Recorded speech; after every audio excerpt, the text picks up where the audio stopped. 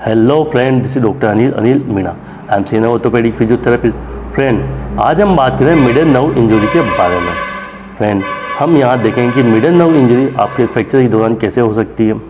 आपका प्लास्टर जैसे कि लगा दिया गया उसके दौरान आपको नर्व की इंजरी कैसे हो सकती है। उसके अलावा जैसे कि मिडल नर्व इंजरी हो जाती है आपको, तो आपको कौन कौन से साइन सिम्टम्स दिखाई देते हैं। साथ ही सिम्टम्स के बाद में डॉक्टर आपका ट्रीटमेंट किस तरह से करते हैं, आपको रूटीन में क्या फॉलो करते हैं। तो इन सभी के बारे में हम यहाँ पर चर्चा करेंगे। शुरू करते हैं फ्रेंड मिडल नर्व इंजरी के बारे में। फ्रेंड, सबसे पहले यहाँ पर सवाल बनता है कि यह नर्व यानी मिडल नर्व कहाँ से निकलती है। तो फ्रेंड, यह निकलती है हमारी गर्दन यानी हमारी सर्वाइकल से।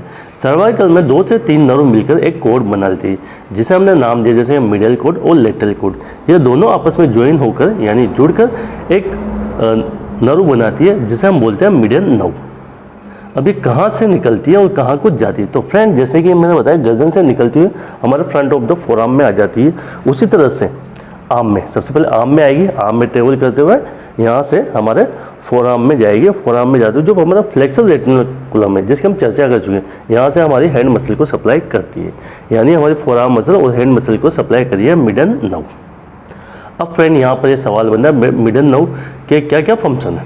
तो जैसे कि आपका हैंड का मूवमेंट है, आपके फोरआर्म की जो फ्लेक्सर जो मसल्स होती है उनको वर्क कराना, तो इनका फंक्शन होता है। अब इसमें जैसे कि कोई समस्या पैदा हो जाए, जैसे कि मान के लो नर्व की इंजरी होगी, कट जाए, कुछ भी जाए, तो यहाँ पर हमारा जो मूवमेंट है, जैसे हैंड मूवमेंट लॉस हो जाता है। उसके अलावा यहाँ पर जैसे हल्का फुल्का जैसे नर्व का दबाव होता है, तो यहाँ पर चींटी चलना, सुनपन चलना, पेन का बनना, इस तरह की समस्या होती है। अब फ्रेंड, अब बात करें कि इसकी इंजरी किस तरह से हो सकती है। फ्रेंड, जैसे कि बात करें, जैसे कि हमारा ये ह्यूमरस बोन है। अब ह्यूमरस डायरेक्ट हमारे शाफ्ट ऑफ ह्यूमरस का फ्रैक्चर होने की वजह से वहाँ पर मिडल नर्व की इंजरी हो सकती है। उसके अलावा जैसे बात करें कि फोरआर्म में ये ट्रेवल करिए। अब फोरआर्म में जैसे कि मान लो यहाँ पर आपको एल्बो का फ्रैक्चर रहा या फिर ह्यूमरस का फ्रैक्चर, अब यहाँ पर प्लास्टर चढ़ा दिया गया। अब ये टाइट जब प्लास्टर चढ़ा दिया जाता है, तो यहाँ पर बहुत सी बार क्या होता है, नर्व पर कंप्रेशन होता है। उसकी वजह से हाथों में चींटियाँ चलना, सुनपन होना, तो इस तरह की समस्या पैदा हो जाती है। उसके अलावा एक और इम्पोर्टेंट कोज बनता है जैसे कि हमारा फ्लेक्सर रेटिकुलम। इसकी किसमें कारण हुआ, इसकी टाइटनेस बढ़ जाता है, उसकी वजह से हमारे हाथों में जैसे दर्द, चींटियाँ, सुनपन, इस तरह की समस्या पैदा होती है। अब फ्रेंड, बात करें जैसे इसका ट्रीटमेंट इसका किस तरह से किया जाता है। तो फ्रेंड, इसका जो ट्रीटमेंट बनता है यह इसके यानी हम एक तरह से टाइप बोल रहे हैं कि माइल्ड टू मॉडरेट, यानी नर्व की इंजरी कितनी हुई है उसके अनुसार इसका ट्रीटमेंट बनता है। जैसे कि बात करें माइल्ड में क्या होता है, जैसे कि न्यूरोप्लेक्सिया, नस का दबाव हो गया, थोड़ा सा नस पे फ्रिक्शन आ जाता है कहीं, तो उसकी वजह से हाथों में चींटियाँ, सुनपन, इस तरह की समस्या पैदा होती है।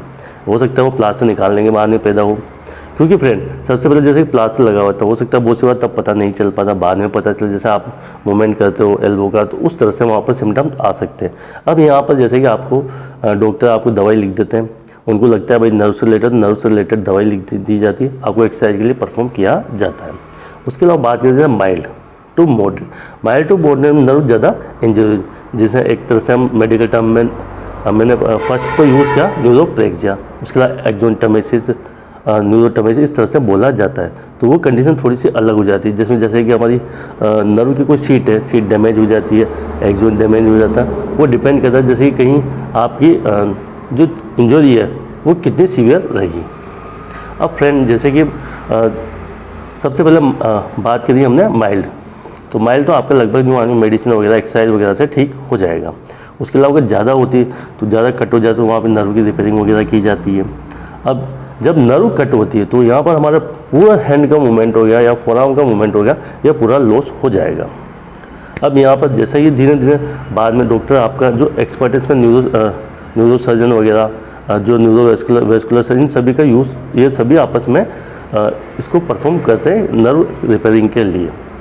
तो फ्रेंड, अब ये थोड़ी सी क्रिटिकल कंडीशन है, इससे ज़्यादा समझने की कोशिश नहीं करेंगे, हम देखेंगे मोटा रूप से भाई जैसे कि जो नॉर्मल चीज़ें हैं वो किस तरह से ठीक हो जाती हैं। तो फ्रेंड, जैसे कि डॉक्टर ने आपको नर्व से रिलेटेड मेडिसिन दे दी है, आपको एक्सरसाइज के लिए परफॉर्म करा, वहाँ न्यूरोप्लेक्सिया वाली कंडीशन है, तो यूँ मान के 10 दिन 15 दिनों में आराम से ठीक हो जाता है, क्योंकि यहाँ पर अच्छी रिकवरी होती है। जिसमें नर्व रिपेयर करना पड़ता है उसमें यहाँ पर समय लगता है, वहाँ पर आपको फिजियो मेडिसिन वगैरह भी दी जाएगी, आपको फिजियोथेरेपी का सहारा लेना पड़ेगा।